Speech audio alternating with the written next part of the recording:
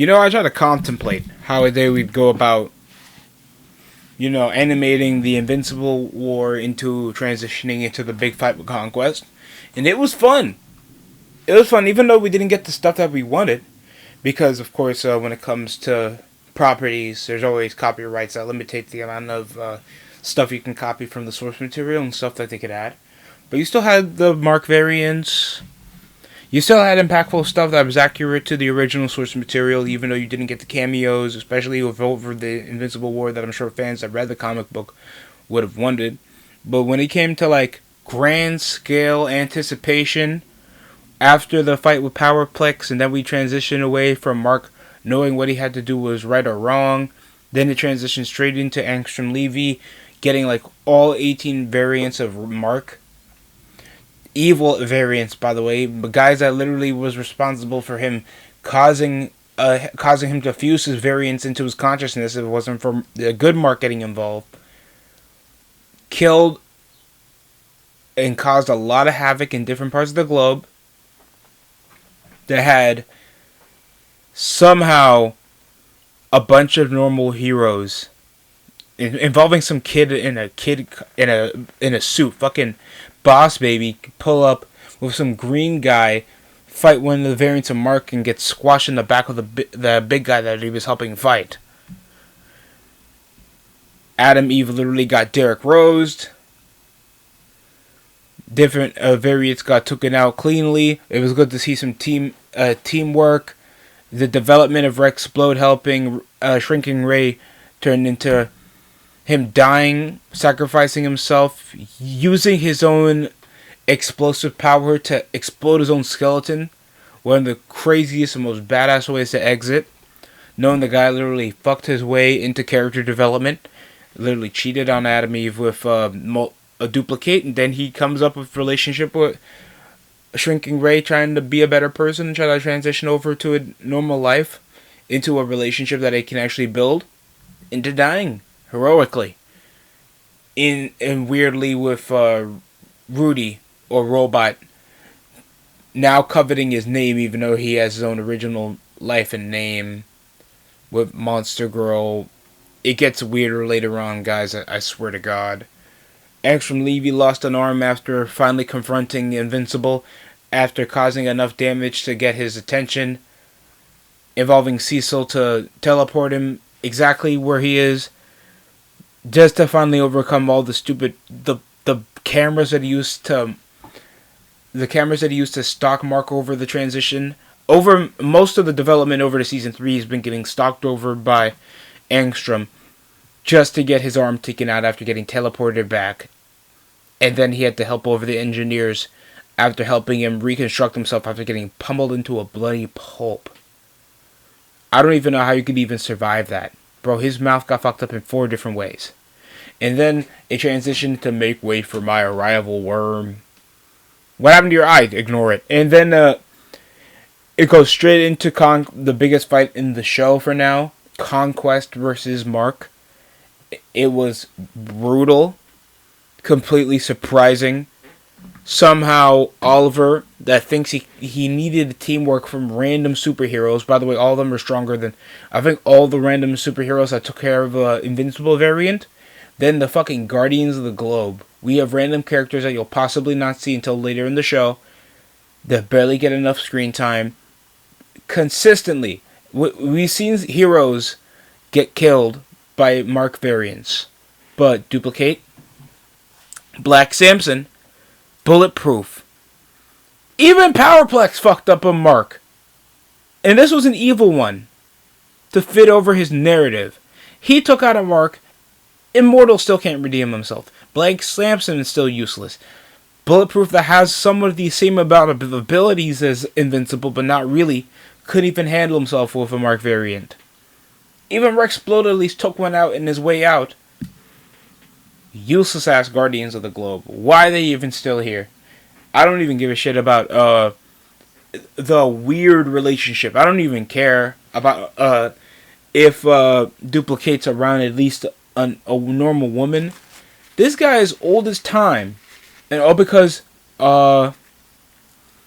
Duplicate probably thinks immortals there because we have the same life. We both feel whenever we're in pain, but we still find a way. No, I just want multiple of you giving me the guac guac. That's it. You're a kink for me. It's weird. I don't care about the character development. He's a shitty leader, shitty character.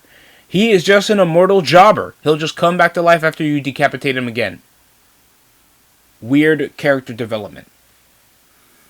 Just to end up with Conquest, psychotic ass, one of the more powerful Viltrumites you'll see in the show.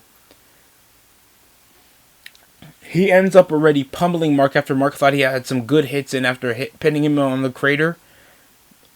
Punching him so hard after launching him in space that he literally made a heart out of the blood bubble he made and beat the ever-living piss out of him. Launched him into the ground and then just plummeted him into the beaches. Oliver couldn't even land a dent. He only had one surprise hit on him. First, pimp slapped him on the concrete, and then, by God, he literally Superman punched the shit out of him so bad that he made Oliver lose all his teeth. That I hope that it's all prosthetics. Kid nearly got ripped in half. Hopefully his Viltrumite healing factor helped with his teeth regenerating back. Or somewhat growing back. Jesus Christ. And Thrax is going to do worse. But it's cool because he quickly grows up. Then, damn. Eve thought she had a fighting chance after returning from a coma after literally getting taken down by one of the Mark variants that looked like Omni-Man. And she got some cool hits on Conquest. I'm not gonna lie. The prism attacks trying to suffocate him, get him into barriers like he did with the other variants. She got really creative with her attacks, especially trying to submerge him over in water without knowing his weakness. And it ended up with her literally getting her jaw rearranged, Rihanna style. And then she ends up getting impaled by a thrust of just his hands. You got two Viltrumites penetrating you. It's crazy. Just saying. But, yeah. She somehow got her limiter removal because of the near brink of death. She has a mental block where if it's near brink of death, she can literally just regenerate herself or upgrade herself. You'll see that off the features that Mark will be aware of. And then she literally burnt. And this is like a brutal fight. Mark thought that he could get first he gets his thigh broken after dealing with Eve. Then one of his arms broken after crushing one of his prosthetic robotic arms. Then got his other arm broken after thinking that he had the upper hand after nearly killing Eve. So what was the best thing after literally getting burnt to death? He headbutted the shit out of him several times until his whole face was covered in blood. And Conquest's face was nothing but a damn crater. Brutal ass scene. One of the most brutal endings to a fight. One of the craziest endings to a fight. That literally took the wind out of them. It had a naked Eve that regenerated most of her parts. And Mark that literally will probably take weeks to recover. With Cecil and the rest of the heroes that think that they're going to do anything. Except probably Tech Jacket that you'll see later on. He actually becomes a key piece into the remainder of the show. To help with major fights in Invincible. And we close off till there. Then we'll possibly get more build up into the team up of Alan the Alien and Coalition of Planets because you get to see earlier in the show after Alan and Omni-Man started actually working together to get weaknesses for the Viltrumite Empire after knowing about their population struggle and how they're going to stop the Empire from trying to take over the Earth and the remainder of the planets in the universe. You'll get to see Dinosaurus, one of the key characters into the show. That becomes somewhat of an antagonist, well, in the eyes of Mark. And what happens in the Invincible War and the build-up till there.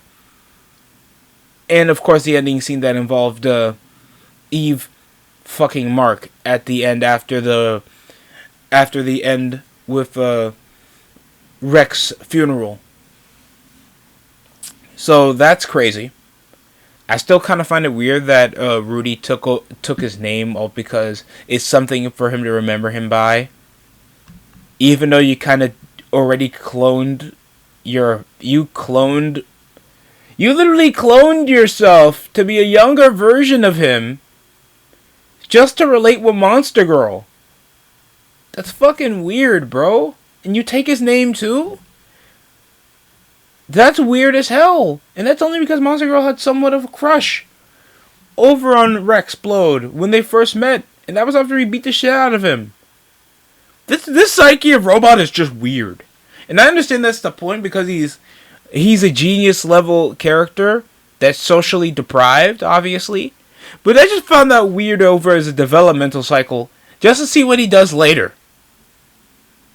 So that's kind of weird, and it was kind of foreshadowing because who you saw with Future Eve after getting Mark out of that dimension after his first fight with Angstrom Levy, that's actually Rudy or Rex in a different timeline, in a different dimension, or what happens over in a different future.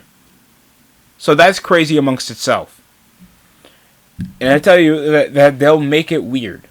And that's what happens when you get to put all the pieces together that I like in Invincible.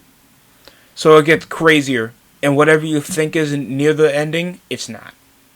Until we actually go to the ending.